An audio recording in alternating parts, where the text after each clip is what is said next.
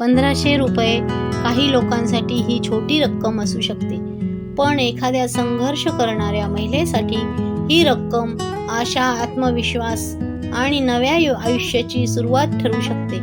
लाडकी बहीण हा फक्त एक योजनेवर आधारित चित्रपट नाही, तर हजारो महिलांच्या संघर्ष, स्वाभिमान आणि सशक्तीकरणाची भावनिक कथा आहे. पण हा चित्रपट खरंच महिलांच्या वास्तवाला न्याय देतो का? चला तर जाणून घेऊया.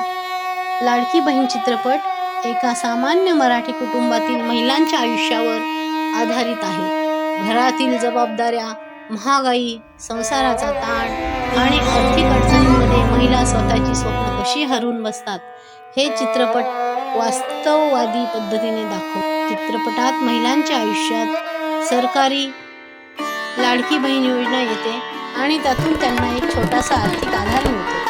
पण चित्रपटाचा खरा मुद्दा फक्त 1500 रुपये नाही, तर महिलांना मिळणारा आत्मविश्वास आहे.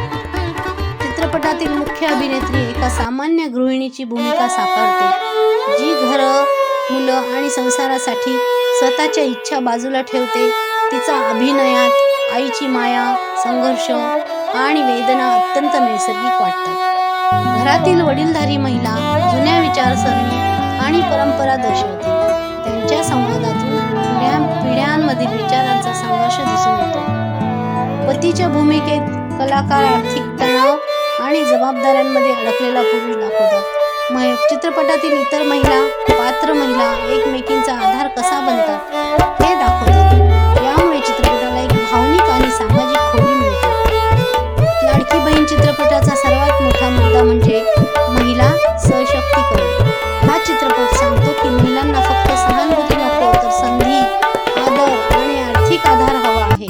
1500 रुपयांची योजना काहीसाठी छोटी गोष्ट असू शकते, पण एखाद्या संघर्ष करणाऱ्या महिलेसाठी ही रक्कम आशा, आत्मविश्वास आणि नव्या आयुष्याची सुरुवात ठरू शकते. या चित्रपटात स्मिता तांबे मुख्य भूमिकेत असून तिच्या जोडीला सुरेखा कुडची, उषा नाडकर्णी, उषा नाईक, गौतमी पाटील आदी कलाकार आहेत. मराठीतील नामवंत कलाकारांचा अभिनय रसिकांना अखेरपर्यंत खिळवून ठेवणारा असून लावणी क्वीन गौतमी पाटीलची गवळण रसिकांवर मोहिनी घालणार आहे. चिनू चेतन यांनी या चित्रपटातील गीतांची कोरिओग्राफी केली असून संगीत विनीत देशपांडे यांनी दिले आहे.